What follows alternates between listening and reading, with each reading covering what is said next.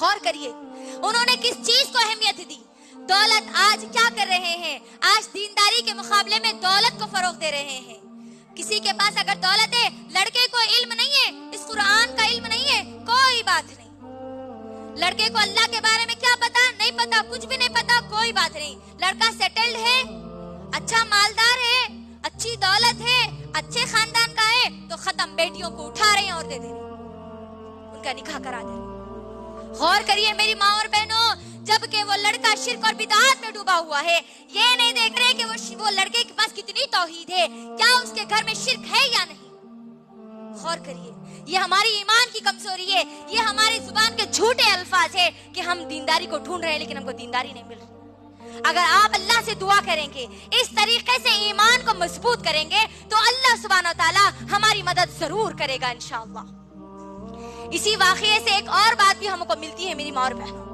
جب ام سلیم رضی اللہ تعالیٰ نے یہ جواب دیا تو ابو طلحہ رضی اللہ تعالیٰ عنہ سوچ میں پڑ گئے. ارے واقعی اسلام ایک سچا مذہب ہے اور وہ اسلام قبول کر لیتے ہیں. اللہ اکبر. جب اسلام قبول کر لیتے ہیں تو پھر ان دونوں کا نکاح ہو جاتا ہے.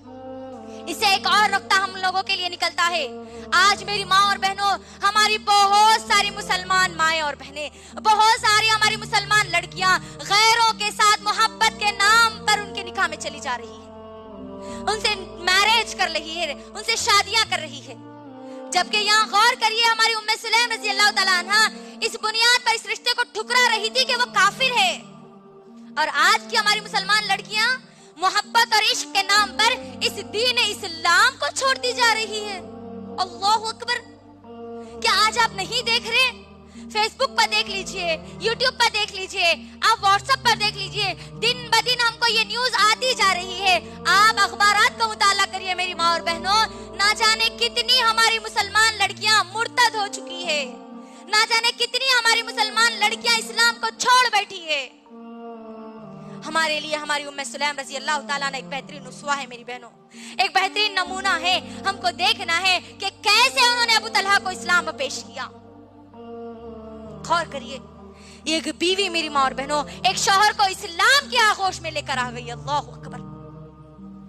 کیا ہم آج بیوی ہونے کی حیثیت سے، شوہر اگر نماز کو نہیں جاتا تو کیا ہم جس طریقے سے ریکویسٹ کرتی ہے اپنی دوسری ضروریات کے لیے، کیا اسی طریقے سے ہم ہمارے شوہر کو نماز کے لیے تیار نہیں کر سکتی؟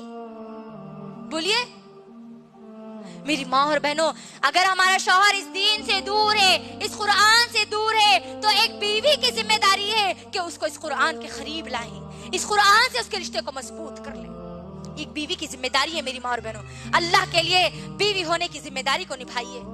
اس کے بعد ہم دیکھتے ہیں کہ ایک بیٹی ہونے کی ذمہ داری کیا ہے. ایک بیٹی ہونے کی بھی بڑی اہم ذمہ داری ہے. آپ غور کریے، ماحول اور معاشرے میں ایک باپ اپنی بیٹی کی باتوں پر زیادہ اثر انداز ہوتا ہے یا پھر اپنے بیٹے کی باتوں پر اب زیادہ اثر انداز ہوتا ہے؟ جی جواب دیجئے. بیٹیوں کی باتوں پر زیادہ اثر انداز ہوتا ہے نا باپ؟ میری بہنوں، اللہ کے لیے اس طاقت کا استعمال کرو. جو تاثیر اللہ نے ہم کو دی ہے اس کا استعمال کریے، کیونکہ اللہ سبحانہ و تعالیٰ نے یقیناً باپ کے دلوں میں بیٹوں سے زیادہ بیٹیوں کی محبت ڈال رکھی ہے، اور یہ محبت نبی کریم صلی اللہ علیہ وسلم سے چلتی آ رہی ہے. یقیناً میری ماں اور بہنوں، اب اس محبت کے تعلق سے اگر ہم دیکھیں گے، ایک باپ ایک بیٹی کی محبت کا اگر دیکھیں گے تو ہم کو نبی کریم صلی اللہ علیہ وسلم کا ایک بہترین واقعہ ہم کو ملتا ہے. زینب رضی اللہ تعالی عنہا، اللہ کے رسول صلی اللہ علیہ وسلم کی سب سے بڑی بیٹی. ابو العاص رضی اللہ تعالی عنہ ان کے شوہر ہیں. یاد رکھیے میری ماں اور بہنوں، ابو العاص رضی اللہ تعالی عنہ جنگ بدر میں قیدی بن کر آ گئے تھے. یعنی ابو العاص رضی اللہ تعالیٰ عنہ اللہ کے رسول صلی اللہ علیہ وسلم کے سب سے بڑے داماد. انہوں نے ابھی اسلام قبول نہیں کیا تھا. جنگ بدر جب ہوئی تو وہ قیدی بن کر آ گئے، اور ہماری زینب رضی اللہ تعالیٰ عنہ جو ابھی مکے میں تھی، جب ان کو معلوم ہوا کہ ابو العاص رضی اللہ تعالیٰ عنہ کو قیدی بنا کر وہ مدینے میں موجود ہے، تو ہماری زینب رضی اللہ تعالیٰ عنہ کیا کرتی ہے، ایک ہار اللہ کے رسول صلی اللہ علیہ وسلم کی خدمت میں بھیجتی ہے. और भेज कर कहती है कि हार फिदिये के तौर पर ले लीजिए और अबुल आस रजी अल्लाह तआला अन्हु को छोड़ दीजिए। मेरी माँ और बहनों, देखिए बेटियों से कैसी मोहब्बत अल्लाह सुब्हानहू व तआला ने डाल रखी है। अल्लाह के रसूल सल्लल्लाहु अलैहि वसल्लम जैसे उस हार को देखते हैं, देखकर फौरी वो ज़ैनब रजी अल्लाह तआला अन्हा उनको याद आ जाती है, क्योंकि वो हार खदीजा रजी अल्लाह तआला अन्हा का होता है, जो खदीजा रजी अल्लाह तआला अन्हा ज़ैनब रजी अल्लाह तआला अन्हा को तोहफे में देती है।